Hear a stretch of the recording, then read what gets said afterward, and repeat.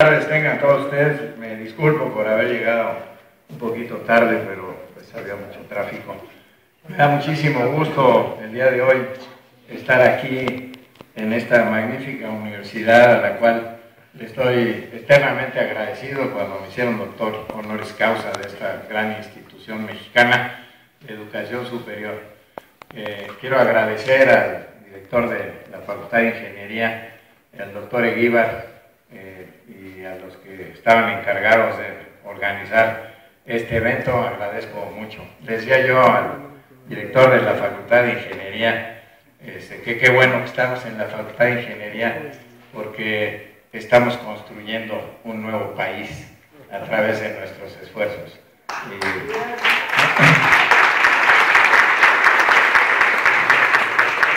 Quisiera centrarme en el asunto que en realidad a mí me corresponde, que es el asunto relacionado con la ciencia. La ciencia en este país, lamentablemente, a lo largo de muchísimos años, no ha sido una actividad que ha tenido el interés que se requiere para un país como el nuestro por parte de la clase política mexicana. Y esto ocurre desde hace muchísimos años. En 1970 se creó el CONACYT, el Consejo Nacional de Ciencia y Tecnología, pensando que México debería de entrar en esta etapa en la cual el conocimiento se convierte en una herramienta importante para el desarrollo del país.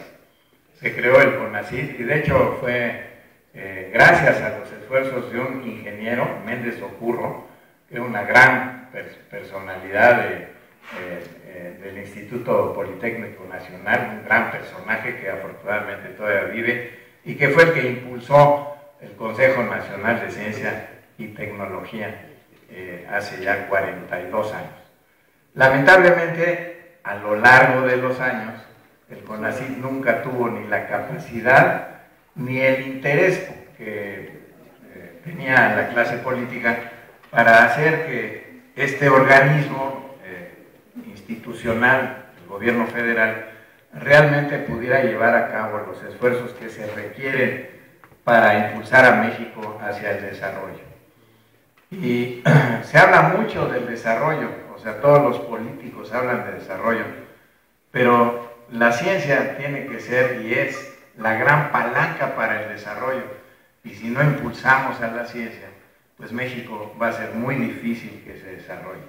Y particularmente ahora, en el siglo XXI, el siglo que se le ha llamado el siglo del conocimiento, donde el conocimiento se convierte en una enorme e importantísima herramienta para el desarrollo, pues los actuales gobiernos, desde que ingresó el PAN en los últimos 12 años, pues la inversión en ciencia ha ido decreciendo cada vez más, lo cual es realmente lamentable. Hoy día México invierte el 0.33% del Producto Interno Bruto en ciencia.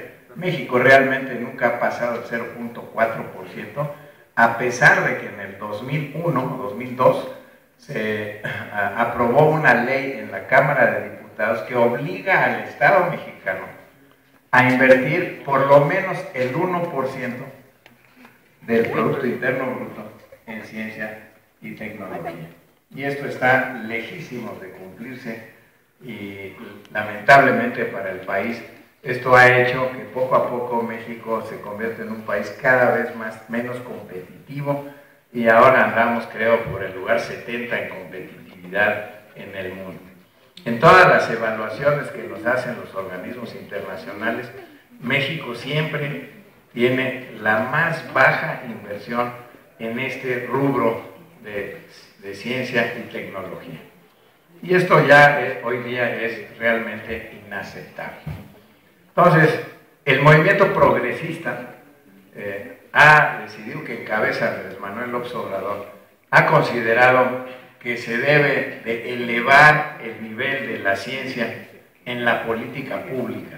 Tenemos que poner en el centro de las políticas públicas a la ciencia, no porque la ciencia vaya a resolver todos y cada uno de los problemas nacionales, pero ciertamente es una herramienta que es muy útil para poder convertir a México en un país que pueda ser competitivo, para que se puedan generar fuentes de trabajo, para que podamos tener un sector productivo adecuado y además que podamos impulsar proyectos estratégicos para la nación como debería de ser, como debería de hacerse para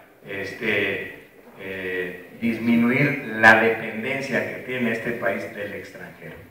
Entonces, el movimiento progresista tiene la intención de crear la Secretaría de Ciencia, Tecnología e Innovación. Y de hecho hoy día hay un proyecto en el Senado que ya está en discusión y la aprobación y la creación de una Secretaría de Ciencia y Tecnología pues se volverá eventualmente un trámite muy sencillo y se creará la Secretaría de Ciencia y Tecnología e Innovación que permitirá que la ciencia tenga el nivel que se requiere para que podamos avanzar en este rubro. Y en base a esta Secretaría yo les quisiera platicar el día de hoy qué es lo que pretenderíamos hacer en el caso de que el movimiento progresista ganara las elecciones el primero de julio. Entonces, la Secretaría de Ciencia y Tecnología lo primero que impulsaría es que se cumpliera con el mandato legal que existe desde hace 11 años de que se invierta hasta el 1% del Producto Interno Bruto en ciencia.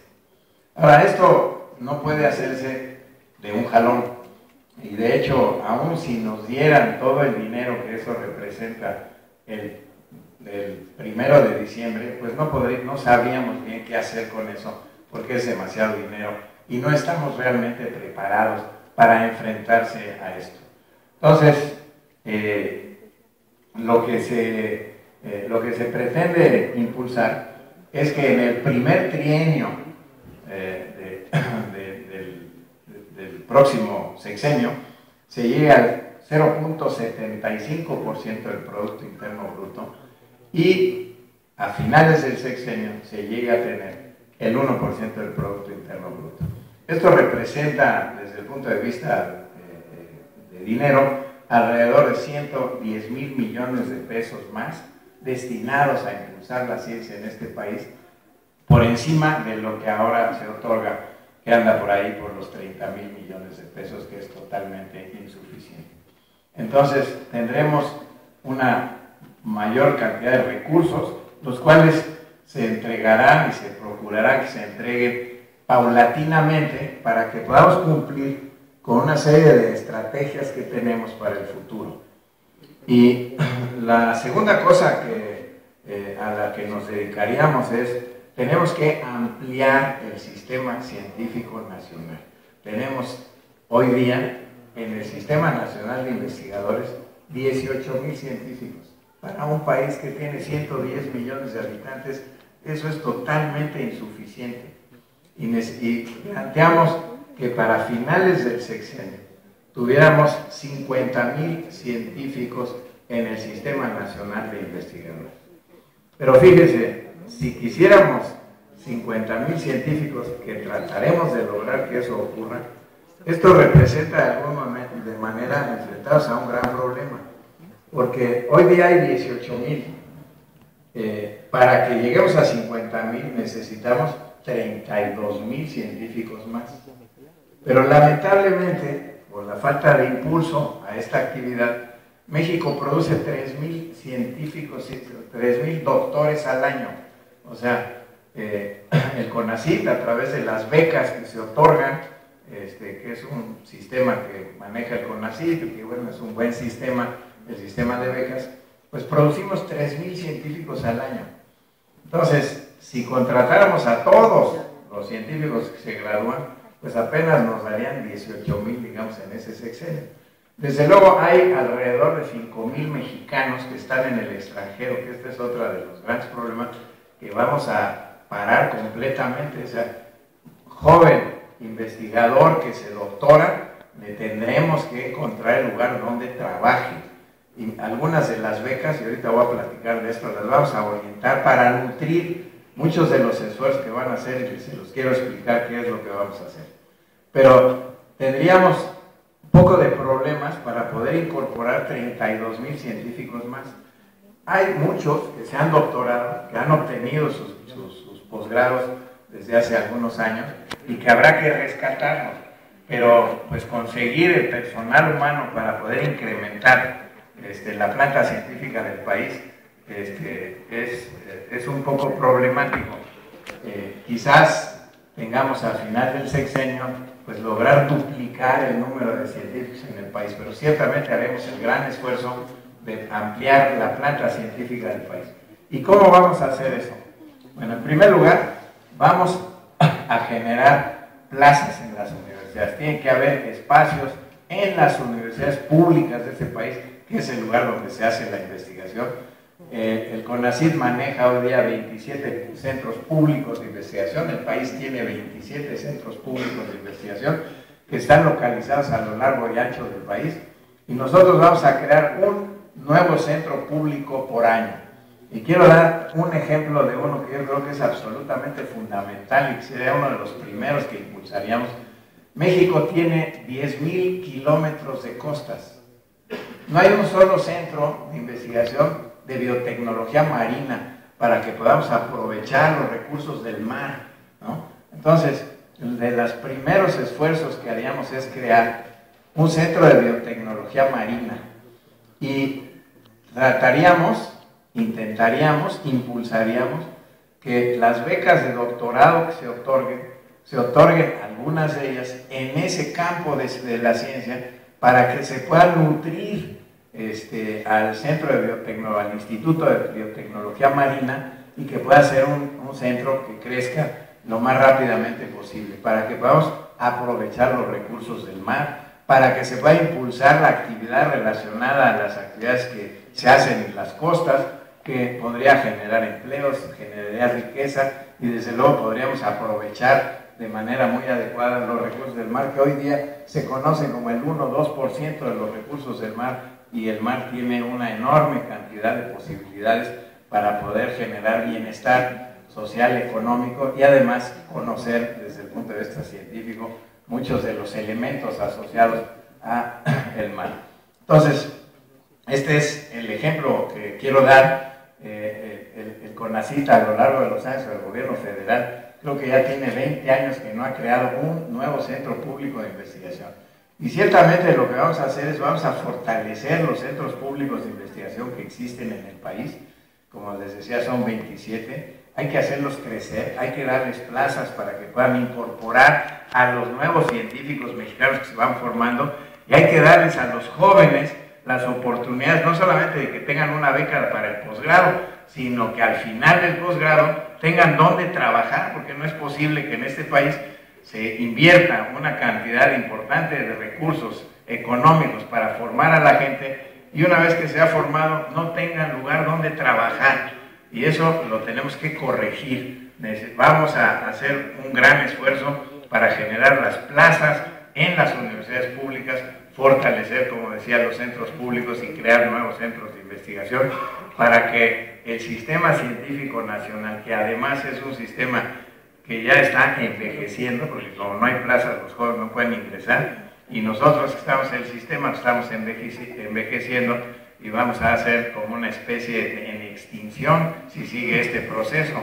Entonces necesitamos incorporar a los jóvenes pues para que se reduzca el promedio de edad de la comunidad científica, que hoy día es como de 55 años de edad. No es posible que tengamos esta situación. Entonces vamos a crear oportunidades para los jóvenes en el área científica y vamos a hacer el mejor esfuerzo para que en las universidades no solamente se impulse y se generen las plazas, sino también tenemos que ayudarles a que crean nuevos centros de investigación asociados a las universidades, y que no solamente sean las plazas lo que vamos a otorgar, sino sean los recursos para la infraestructura, para que puedan realmente trabajar y ser científicos que sean realmente productivos y que puedan contribuir no solamente a su desarrollo personal, sino también al desarrollo del país.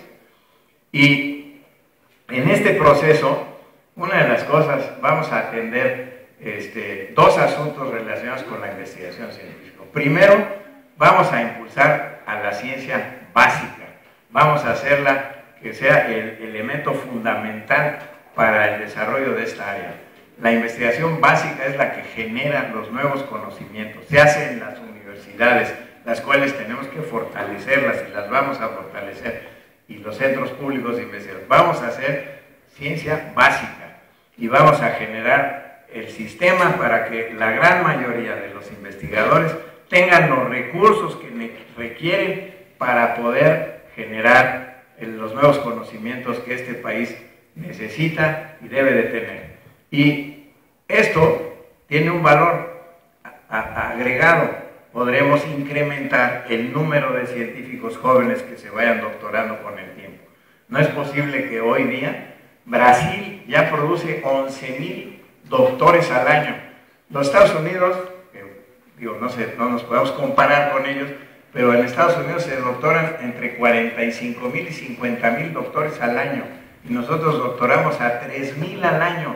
Y Brasil doctora ya a 11. De hecho, hoy día, si alguien leyó la jornada, salió un informe sobre una evaluación que se hicieron sobre las universidades latinoamericanas. Y lamentablemente, la UNAM, que siempre estaba en primer lugar, ya bajó al 5º lugar. La Universidad de Sao Paulo está en primer lugar. La Universidad Católica de Chile está en segundo lugar. La Universidad de Campinas, en Brasil, que es una pequeña universidad que además se dedica mucho a estas cosas de las patentes, que es otra cosa sobre la que quiero hablar en un momentito, está en tercer lugar. Luego hay otra universidad chilena y luego viene la UNAM y después de eso pues vienen otras universidades latinoamericanas y nuestras universidades no están en los lugares donde deberían de estar, porque no se les apoya a las universidades con la intensidad que se debería de hacer. A la educación superior, a la educación en general, pero la educación superior, la ciencia y la tecnología debería ser una herramienta principal para que el gobierno federal pusiera atención sobre este asunto, porque es de elemental asunto de sobrevida para nuestro país. Entonces, vamos a impulsar la investigación básica, vamos a fortalecerla y vamos a incrementar los recursos para que las universidades tengan y los que trabajan en las universidades tengan los recursos que se requieren para que puedan hacer su trabajo. Pero el segundo asunto que vamos a impulsar vamos a desarrollar proyectos estratégicos para la nación. O sea, hay los proyectos que se hacen en las universidades que generan nuevos conocimientos, esos hay que impulsarlos. De hecho, la ciencia aplicada, como algunos quieren hacernos creer que esa es la que tenemos, en la cual tenemos que invertir, pues si no se puede hacer ciencia aplicada si no hay ciencia que aplicar. Pues primero tienes que hacer la ciencia y luego la aplicas, ¿no? Y luego desarrollas la tecnología asociada. Entonces, tenemos que desarrollar estos proyectos estratégicos para la nación. Y yo tengo en particular en mente 3 proyectos estratégicos que yo creo que son fundamentales para generar una mayor soberanía de este país. Uno es la soberanía energética. Necesitamos impulsar la soberanía energética y por ahí pasan las energías alternas. Tenemos que desarrollar las energías alternas, pero tenemos que hacerlo nosotros. Nosotros tenemos que desarrollar nuestras propias desarrollos de energía solar. Lo tenemos que hacer nosotros. Tenemos que aprovechar que México está en el centro de la franja solar. Está México en una situación geográfica ideal para que se pueda utilizar el sol como una fuente de energía. Pero el desarrollo de toda la tecnología la tenemos que desarrollar nosotros. No podemos ir y comprarle a los alemanes los paneles y a los gringos no sé qué otras cosas. Tenemos que hacer nosotros el esfuerzo. Inclusive en algún momento pensaba que deberíamos de desarrollar una empresa estatal que se llamara Solmex, ¿no? Como Pemex, pero Solmex, ¿no? O sea, donde nosotros tengamos en nuestras manos la potencialidad de desarrollar nuestra propia tecnología y no depender de otros países. Pero también está la energía eólica, la energía de mareas, y de esta manera, si impulsamos las energías alternas, podemos proteger los hidrocarburos del petróleo para que nos dure más, porque los expertos nos han dicho desde hace tiempo que el petróleo se va a acabar, y se va a acabar en unos cuantos años. Eso es inevitable y necesitamos estar preparados para enfrentarnos al cambio de las fuentes de energía, que serán las energías solares, eólicas, las energías de mareas y otros tipos de energía que en otros países se están desarrollando. Entonces nosotros tenemos que hacer ese esfuerzo, y tiene que ser un esfuerzo del Estado mexicano. No podemos comprarle a todo el mundo todo, porque eso nos vuelve dependientes y perdemos competitividad y no sirve para nuestro país para nada. La segunda es soberanía alimentaria. No es posible que la alimentación de los mexicanos esté en manos de Walmart. Hoy día 53% de la alimentación de este país depende de Walmart. No es posible. Necesitamos impulsar el agro. Necesitamos meterle ciencia y tecnología al desarrollo del campo.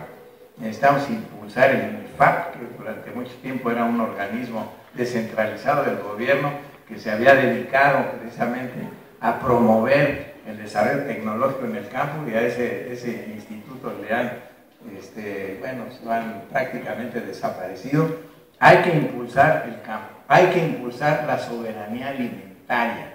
Les voy a platicar anecdóticamente lo que pasó en un país como Jordania hace como 20 años. Jordania compraba absolutamente todos sus alimentos en aquellos tiempos. Dependían absolutamente de la importación de alimentos de otros países. Llegaron a gobernar una pareja de jordanos que se habían educado, ella en Harvard o en Oxford y él en Harvard o algo así, y dijeron que eso tenía que cambiar. Y entonces impulsaron el desarrollo del campo, le metieron ciencia, tecnología, biotecnología moderna, y en 5 años se convirtieron en un país totalmente independiente, y todos sus alimentos los producían ellos mismos, e inclusive lograron exportar algunos de sus alimentos, ¿no? De estos alimentos que producen, ¿no? Y además generaron un sistema en el cual el pequeño agricultor, sin tener ningún intermediario, se convertía en un distribuidor directo a los centros de distribución. Entonces el pequeño agricultor se volvía un pequeño empresario agricultor, y entonces eso le favorecía el desarrollo de su familia, de sus gentes, etc. Y empezaba a impulsar pues la independencia alimentaria de ese pequeño país. Muchas veces cuando platico esta historia, que además es conocida, me dicen, bueno, pero es que Jordania es un país muy chiquito. Bueno, pues sí, será chiquito, pero lo que quiero mostrar es que si se quiere desde arriba se puede. O sea, eso es lo que hay que hacer. Entonces hay que impulsar la soberanía alimentaria de los mexicanos. No podemos ser un país que produce maíz desde hace tiempo, que producíamos, y ahora importamos $5,000 millones anuales de maíz en este país. No es posible que pasen estas cosas, porque entonces lo que estamos haciendo es afectando a los pequeños agricultores, a los campesinos, ¿no?, que vemos que están verdaderamente en la miseria. Entonces eso tiene que cambiar, y tenemos que usar la ciencia para poder impulsar el campo, ¿no? Y eso representa la soberanía alimentaria, y hay que impulsarla. Y la otra, que a mí me parece fundamental, es la soberanía en salud. O sea, no es posible que la salud de los mexicanos dependan de Pfizer, Novartis, etcétera, etcétera, para la producción de medicamentos. Necesitamos impulsar el desarrollo de medicamentos. No vamos a poder producir todos, ni vale la pena hacerlo, pero ciertamente necesitamos tener una industria farmacéutica mucho más poderosa, mucho más capaz de producir los medicamentos que nosotros necesitamos, porque en una epidemia, en una crisis determinada, si nosotros no tenemos la capacidad interna de enfrentarnos a ella y dependemos de otros para eso, pues eso a nosotros nos va a afectar grandemente, como estuvo a punto de ocurrir cuando el H1N1 hace 4 o 5 años, ¿no? Entonces necesitamos fortalecer nuestra soberanía, y la soberanía pasa forzosamente por el esfuerzo que se pueda hacer en ciencia, tecnología e innovación, sobre lo que quiero hablar aparte. Pero aparte de esto, lo que quiero hacer es generar un sistema que se llama que ha sido muy exitoso en algunos países y que a falta de traducción, tengo que decir en inglés porque no sé cómo se traduce eso, es un sistema que se llama de overhead. El sistema de overhead implica lo siguiente: los investigadores que están en las instituciones donde se hace investigación, las universidades públicas, los centros públicos de investigación, solicitan dinero en estos momentos. Se solicita al CONACYT cuando el CONACYT publica las convocatorias para proyectos de investigación. Entonces, va a haber convocatorias para proyectos de investigación y si se le otorga el recurso al investigador de X, Y universidad, se le da, vamos, para dar un ejemplo, solicita $1 millón, se le da el $1 millón, a la institución donde él trabaja se le va a dar 50% adicional, o sea, se le da 500,000 pesos. O sea, si hay una universidad que tiene, como ejemplo, 100 investigadores y cada uno tiene recursos del Estado para su investigación, a la universidad en cuestión se le da el 50% adicional. No se le quita al investigador, se le da adicionalmente. Entonces, eso haría que las universidades estuvieran interesadas en tener a los mejores investigadores en sus instituciones para que puedan generarle a la propia universidad recursos. Como ejemplo, puedo decir, por ejemplo, Stanford tiene un overhead de 80%. Entonces, si los institutos nacionales de salud le dan a un investigador, como ocurre con frecuencia ya, $5 millones para una investigación, a la universidad le dan $4 millones, porque ese es el overhead que tienen, y eso es aceptado como un proceso que no solamente ayuda al desarrollo de la investigación, pero ayuda en las instituciones de educación superior pues, a promoverse, y ese dinero pues, lo pueden utilizar para las cosas que realmente requieren las universidades. Entonces el sistema de overhead produciría un sistema de competición que sería, a mi juicio, muy saludable, pero haríamos el mayor esfuerzo posible para que esto fuera una cosa nacional.